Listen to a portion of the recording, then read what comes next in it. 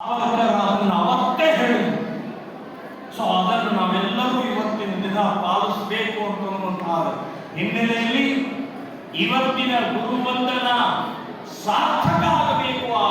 ಆ ಹಿನ್ನೆಲೆಯಲ್ಲಿ ಮೊದಲು ನಾನು ಹಿಂದೂ ಆಗಬೇಕು. ದೇಶದ ಯಾವುದೇ ಮೂಲೆಯಲ್ಲಿ ಏನೇ ತೊಂದರೆ ಆದರೆ ಅದನ್ನು ನಾನು ಪ್ರತಿಭಟನೆ ಮಾಡಬೇಕು, ಪ್ರತಿಕ್ರಿಯೆ ತೋರಿಸಬೇಕು. ಎಲ್ಲರೂ ಬೀದಿಗಿಳಿಬೇಕು ಅಂತ ಹೇಳ್ತಾ ಇಲ್ಲ. ಎಲ್ಲರೂ ಬೀದಿ ಹೋಗಿ ಇಳಿಬೇಕಂತ, ಆದರೆ ಅದರದ್ದೇ ಆದಂತಹ ಪ್ರತಿಕ್ರಿಯೆ, ಪ್ರತಿಭಟನೆ, ರೋಷ ನಮ್ಮಿಂದ ವ್ಯಕ್ತ ಆಗಬೇಕು.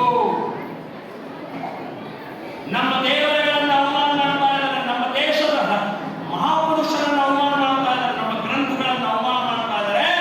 ಅಲ್ಲಿ ನಮ್ಮ ಪ್ರತಿಕ್ರಿಯೆ, ಪ್ರತಿಭಟನೆಯನ್ನು, ಆಕ್ರೋಶವನ್ನು ವ್ಯಕ್ತಪಡಿಸುವಂತ ಮಾನಸಿಕತೆಯನ್ನು ಬೆಳೆಸಿಕೊಳ್ಬೇಕು ಅನ್ನುವಂತಹ ವಿಚಾರವನ್ನು ಹೇಳಿ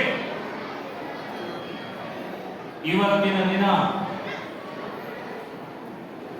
ಡಾಕ್ಟರ್ ಮನೋಜ್ ಒಂದು ಅತ್ಯಂತ ಉತ್ಕೃಷ್ಟವಾದಂತಹ ಕಾರ್ಯಕ್ರಮವನ್ನು ಯೋಜನೆ ಮಾಡಿದ್ದಾರೆ.